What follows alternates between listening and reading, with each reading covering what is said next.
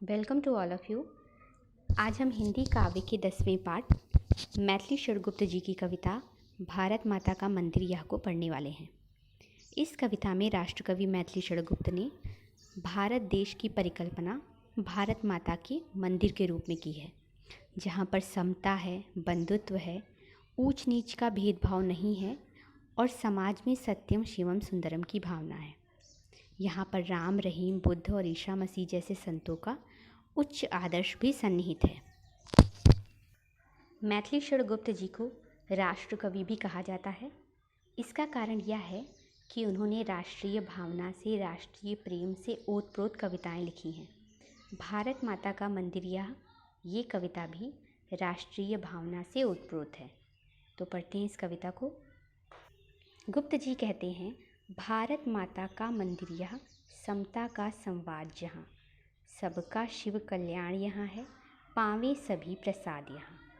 भारत माता का मंदिर यह जो भारत देश है, जो भारत राष्ट्र है, वो भारत माता का पवित्र मंदिर है।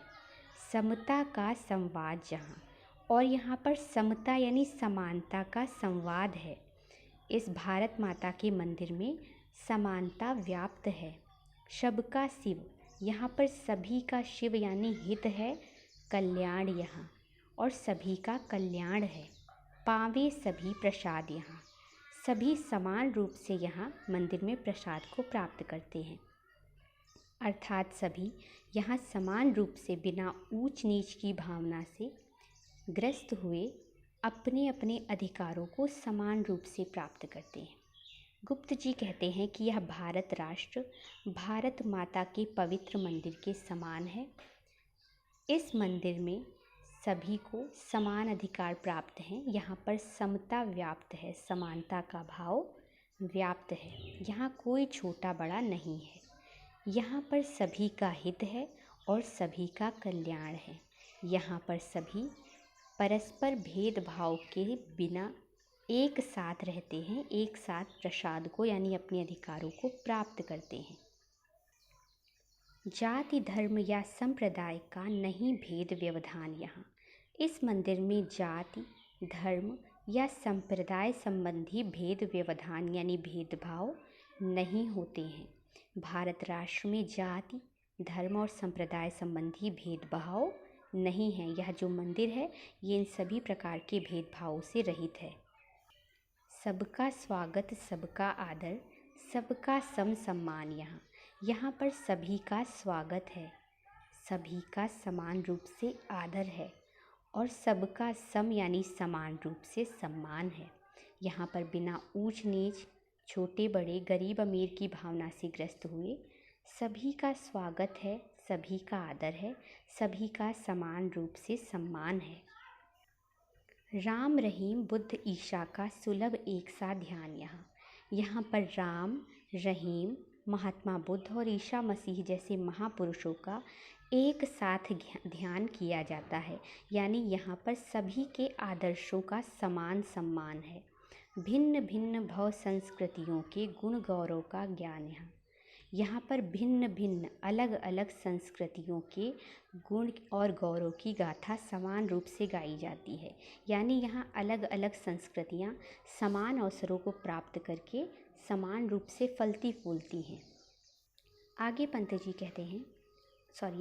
जी कहते हैं, नहीं चाहिए बुद्धि बैर की, भला प्रेम का उन्माद यहाँ इस मंदिर में प्रवेश करने के लिए बैर की बुद्धि नहीं होनी चाहिए। अगर आप इस मंदिर में प्रवेश करना चाहते हैं तो आप में जो बैर की भावना है, असमानता की भावना है, जो विरोध की भावना है, वो नहीं होनी चाहिए। आप में बैर बढ़ाने वाली बुद्धि नहीं होनी चाहिए, कोई बैर भाव नहीं होना चाहिए। भला प्रेम का उन्माद यहाँ इस मंदिर में प्रवेश करने के लिए तो आप में प्रेम का उन्माद होना चाहिए, अर्थात बस आप में प्रेम का ही भाव होना चाहिए। सबका शिव कल्याण यहाँ है, पावे सभी प्रसाद यहाँ। इस मंदिर में सबका शिव है, सभी का कल्याण है। यहाँ सभी समान रूप से प्रसाद को प्राप्त करते हैं। सब तीर्थों का एक तीर्थ यहाँ हृदय पवित्र बना दे हम। गुप्त जी कहते हैं कि ये जो मंदिर है ये सभी तीर्थों में से सर्वश्रेष्ठ तीर्थ है, अर्थात तीर्थों पे जाकर हम अपने पापों को धो देते हैं। ये उन सभी पापों को धोने वाले तीर्थों में सर्वश्रेष्ठ है। ये सभी तीर्थों में सर्वश्रेष्ठ तीर्थ है। हृदय पवित्र बना लें हम। और अगर हम इस तीर्थ पर हैं, इस मंदिर में उपस्थित हैं, इस भारत राष्ट्र के निवासी हैं, तो हमें अपने हृदय को पवित्र बना लेना चाहिए। आओ यहाँ अजात शत्रु बन। यहाँ पर हम अजात शत्रु बन जाएं। अजात शत्रु यानी जिसका कोई शत्रु अजात हो, पैदा ही ना हुआ हो, जिसका कोई शत्रु ही ना हो, सभी उसके मित्र हों। हम यहाँ अजात शत्रु बन जाएं, अर्थात कोई हमारा शत्रु ना रहे। हम यहाँ शत्रु रहित बन जाएं, सबको मित्र बना लें हम, और हम सभी को अपना मित्र बना लें। अगर हम इस मंदिर में रहते हैं तो हम सभी को अपना मित्र बना लें। इस प्रकार से इस कविता में गुप्त जी ने भारत माता की विशेषताओं को बड़े ही रोचक ढंग से प्रस्तुत किया है, और उन्होंने भारत की पावन धरती को मंदिर कहा है। यहाँ सर्वधर्म समभाव और बंधुत्व की भावना का उल्लेख भी किया है। एक बार फिर से इस कविता को पढ़ते हैं। गुप्त जी कहते हैं, ये जो भारत राष्ट्र है, ये भारत माता का पवित्र मंदिर है। यहाँ पर समानता व्याप्त है, सभी को समान अवसर प्राप्त हैं। यहाँ सबका हित है, सभी का कल्याण है। यहाँ सभी लोग समान रूप से अपने अधिकारों को प्राप्त करते हैं। यहाँ पर जाति धर्म संप्रदाय के भेदभाव नहीं हैं, सभी का स्वागत है, सभी का आदर है, और सभी का समान रूप से यहाँ सम्मान होता है। इस मंदिर में राम, रहीम, बुद्ध, ईसा मसीह सभी महापुरुषों का एक साथ ध्यान किया जाता है। यहाँ पर भिन्न भिन्न संस्कृतियों के गुण गौरव को समान रूप से गाया जाता है, यानी भिन्न भिन्न संस्कृतियों को समान रूप से फलने फूलने के अवसर प्रदान किए जाते हैं।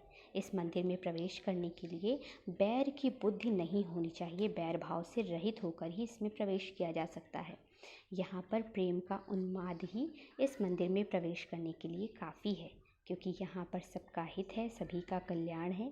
यहाँ सभी लोग समान रूप से प्रसाद को, अपने अधिकारों को, अवसरों को प्राप्त करते हैं। आगे गुप्त जी कहते हैं कि भारत माता का मंदिर सभी तीर्थों में सर्वश्रेष्ठ तीर्थ है। यहाँ पर रहते हुए हमें अपने हृदय को पवित्र बनाना चाहिए, और यहाँ रहने के लिए हम अजात शत्रु बन जाएं, यानी शत्रुओं से रहित हो जाएं, और सभी को अपना मित्र बना लेने की भावना हमें व्याप्त होनी चाहिए। अर्थात उनके कहने का तात्पर्य है कि हमें भारत राष्ट्र को भारत माता का मंदिर मानते हुए यहाँ सभी का सम्मान करते हुए शत्रु रहित होकर सभी को अपना मित्र बनाना चाहिए।